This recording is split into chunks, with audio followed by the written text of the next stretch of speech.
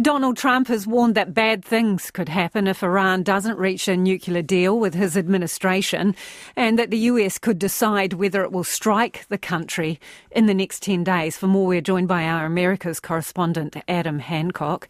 Adam, what more can you tell us about this? Yeah, well, given the enormous US military build-up in the Middle East right now, I think it's safe to say that the world is very much holding its breath about what might happen with Iran. Representatives from Washington, they've been holding talks with their Iranian counterparts, and they're trying to secure a deal over Tehran's nuclear program. There were talks earlier this week in Geneva, and there were quite positive noises coming out from both camps. But now President Trump said a deal has to be reached, otherwise, quote, bad things happen. And he said we'll find out in the next 10 days or so exactly what will happen. And tensions obviously have been high for a long time between the US and Iran. You might remember last June, the US bombed a number of Iranian nuclear facilities. And now, according to reporting in the US, the president is being briefed on more options for other attacks on Iran. We're seeing the US continue to send heavy weaponry to the region. Satellite images are showing that Iran is reinforcing their military facilities as well. So I think it's certainly going to be something to watch closely in the coming days. And we're going to try and find out what happens with these nuclear talks and what happens if they don't find a deal. Let's head to South America now. And Peru has elected a new interim president. What can you tell us about him? Yeah, I reported earlier this week on the removal of Jose Herri as president, and he has been swiftly replaced. They have a new interim president now in Peru. He's 83-year-old Jose Maria Balcazar, and he's representing the left-wing Free Peru party. And he's actually now Peru's 8th president in a decade, but he won't be in the job for long. He's not able to run in the upcoming election, so he's basically just going to lead as an interim president until July, when a new president is sworn in.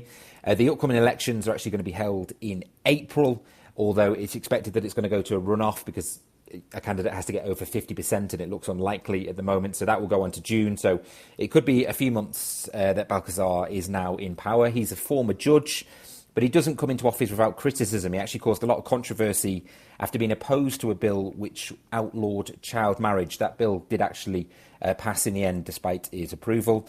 But yet again, more political change in Peru. They're going through a number of leaders. There's been corruption scandals. Congress has been removing leaders. And right now, politicians in the country are deeply unpopular. So it'd be interesting to see if Balcazar can even survive to the election, and then what happens next for the next incoming president.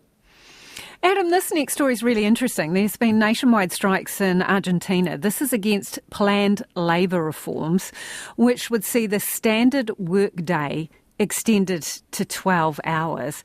This is a curious thing because some people would say they already work those numbers of hours. It's just not acknowledged or standardised. Yeah. I mean, a lot of people in Argentina are what you'd call working off the books. You know, they're not officially registered as employees, or their hours aren't officially logged. But this would be a huge reform to labour laws, and it would actually target and weaken a lot of long-standing protections that workers have had. So it will curb the right for workers to strike. It makes it easier for bosses to dismiss their employees. And as you said, it's extending that legal working day to 12 hours from 8. It's part of big reforms by Argentina's president, Javier Milei.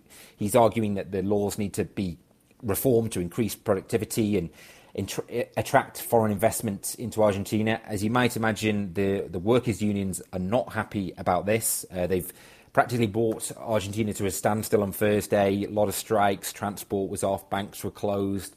A load of flights were cancelled as well. The laws are being debated in Congress at the moment. If they get through that, then they'll have to go back to the Senate, and then they'll be debated again and then possibly passed into law. But I think we will continue to see opposition from Argentina's workers, and it's a real test for President Milei. Thank you, Adam. That is Adam Hancock, our Americas correspondent, joining us live there from Mexico City.